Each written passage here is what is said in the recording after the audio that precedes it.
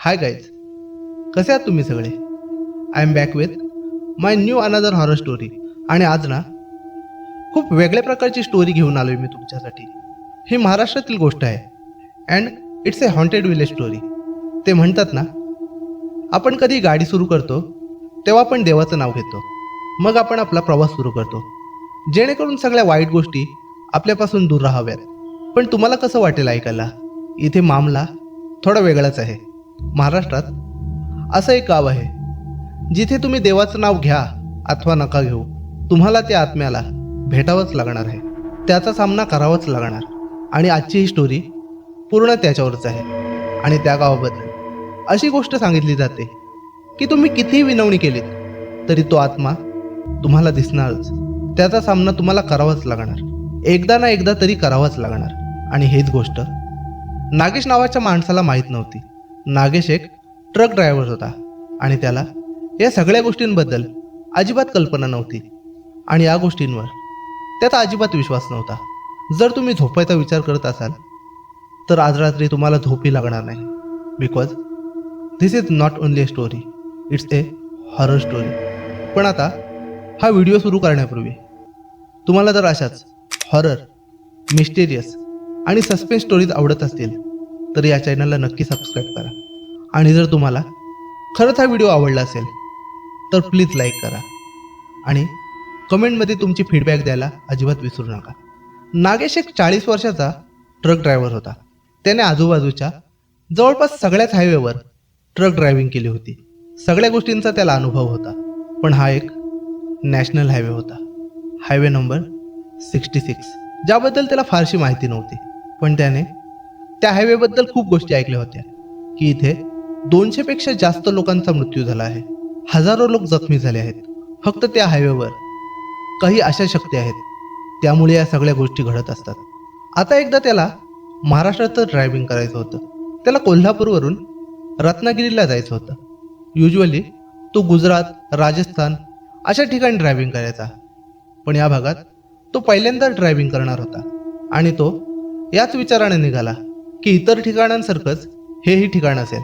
पण त्याला माहीत नव्हतं की तिथे त्याची भेट आणखी कोणाशी तरी होणार आहे. गाईस, त्यावेळी रात्रीची वेळ होती आणि खूप जोरात पाऊस पडत होता, त्यामुळे रस्त्यावर प्रचंड धुकं पडलेलं होतं. कोकणाचा भाग होता.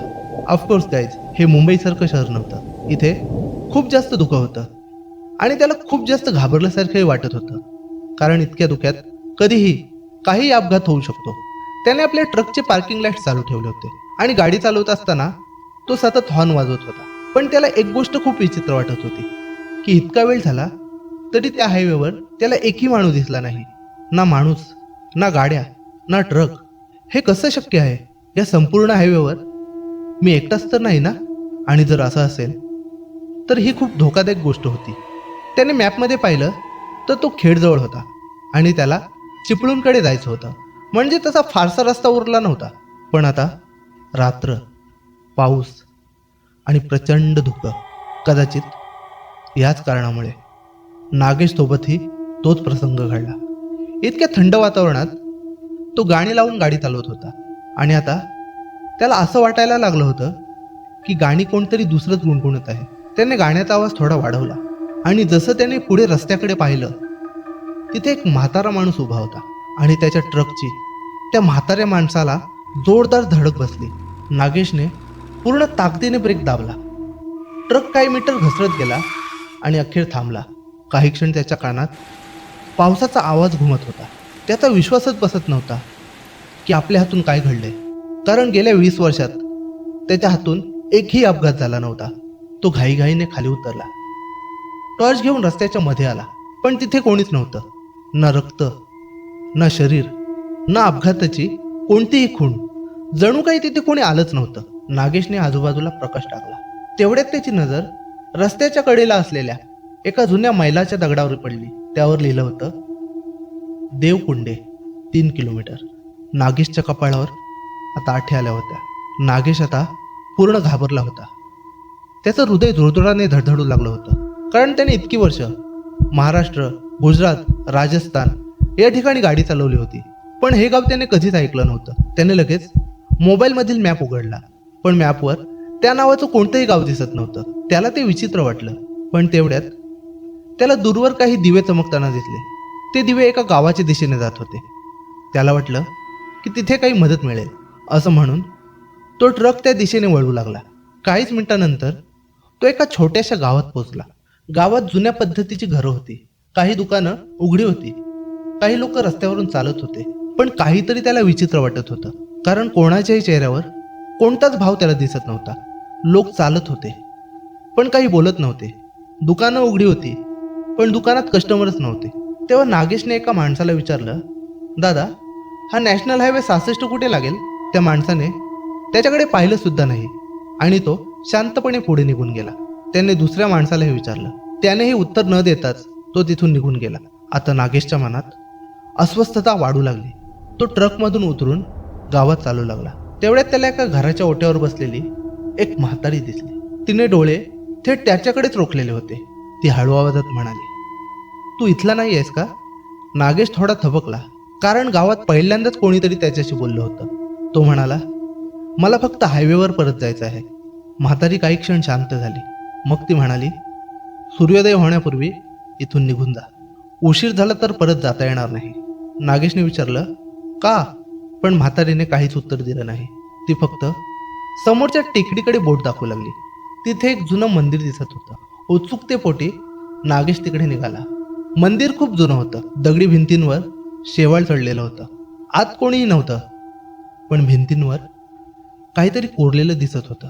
त्याने टॉर्चचा प्रकाश टाकला आणि त्याचा चेहरा फिकट पडला, कारण तिथे डझनभर ट्रक नंबर कोरलेले होते. MH12, MH14, MH09 आणि त्यामध्ये त्याच्या ट्रकचाही नंबर लिहिलेला होता. अगदी तसाच. एकही अंक चुकलेला नव्हता. नागेश आता पुरता घाबरला होता, कारण या भागातील त्याचा हा पहिलाच प्रवास होता. मग त्याचा नंबर इथे कसा? तेवढ्यात मंदिराच्या मागून पावलांचा आवाज आला. त्याने वळून मागं पाहिलं तेव्हा त्याचं हृदय जोरजोराने धडधडू लागलं, कारण समोर तोच म्हातारा उभा होता ज्याला त्याने ट्रकने धडक दिली होती. यावेळी तो हसत होता. त्याच्या चेहऱ्यावर एक विचित्र स्मित होतं. नागेश मागे सरकू लागला आणि अचानक धावतच मंदिराबाहेर पडला. तो सरळ ट्रककडे पळत सुटला. मागे वळून पाहण्याची त्याची आता हिंमत होत नव्हती. काही मिनिटांनी तो ट्रकपर्यंत पोहोचला. इंजिन सुरू केलं आणि पूर्ण वेगाने तो गावाबाहेर निघाला. मागच्या आरशात त्याला पूर्ण गाव दिसत होतं, पण काही अंतर गेल्यावर ते गाव अचानक गायब झालं. फक्त जंगल उरलं आणि समोर नॅशनल हायवे 66. नागेशला आता काहीच समजत नव्हतं, पण त्याने मागे वळून न पाहता प्रवास सुरू ठेवला. पहाटे तो रत्नागिरीला पोहोचला. माल उतरवला, कागदपत्र पूर्ण केली आणि हॉटेलमध्ये जाऊन बसला. त्याला वाटत होतं आता सगळं संपलं. त्याने चहा मागवला तेव्हा हॉटेलमधील TV चालू होता. अचानक ब्रेकिंग न्यूज सुरू झाली. नॅशनल हायवे 66 वर मध्यरात्री भीषण ट्रक अपघात. नागेशने सहज टीव्हीकडे पाहिलं आणि त्याच्या हातातील कप खाली पडला, कारण टीव्हीवर दिसणारा ट्रक हा त्याचाच होता. आणि न्यूज रिपोर्टर सांगत होता की अपघात इतका भयानक होता की ट्रक ड्रायव्हरचा जागीच मृत्यू झाला. ओळख पटली असून चालकाचं नाव नागेश असल्याचं समोर आलं आहे. हॉटेलमधील लोक बातमी पाहत होते, पण कोणाच्याही चेहऱ्यावर आश्चर्य नव्हतं. जणू ते त्याला पाहू शकत नव्हते. नागेश उठला, घाईघाईने वॉशरूममध्ये गेला आणि आरशासमोर उभा राहिला. त्याने वर पाहिलं, पण आरशात काहीच नव्हतं. आरशात फक्त रिकामी जागा दिसत होती. तेवढ्यात त्याच्या मागून एक ओळखीचा आवाज आला. आता तुला सत्य कळलं का? नागेश हळूहळू मागे वळला. समोर तोच म्हातारा उभा होता. यावेळी त्याच्या चेहऱ्यावर भीती नव्हती, फक्त शांतता होती. तो म्हणाला, मी तुला मारायला आलो नव्हतो. मी तुला रस्ता दाखवायला आलो होतो, कारण मी सुद्धा एकेकाळी तुझ्यासारखाच प्रवासी होतो. आणि पुढच्याच क्षणी हॉटेल, TV, वॉशरूम सगळं हळूहळू धुक्यासारखं विरघळू लागलं. नागेशच्या समोर पुन्हा तेच रहस्यमय गाव उभं होतं. गावाच्या प्रवेशद्वाराजवळ नवीन नाव कोरलं जात होतं. त्या दगडावर लिहिलं होतं, नागेश.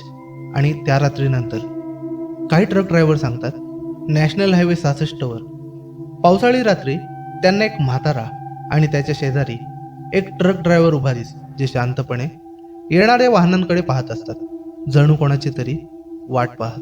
तर मित्रांनो, ही होती रहस्यमयी गावाची कथा. तर तुमच्याकडेही अशीच एखादी कथा असेल किंवा तुमच्यासोबत घडलेला अनुभव असेल तर तुम्ही मला खाली दिलेल्या मेलवर पाठवू शकता. तुमची कथा लवकरात लवकर प्रसारित केली जाईल. तोपर्यंत काळजी घ्या. धन्यवाद.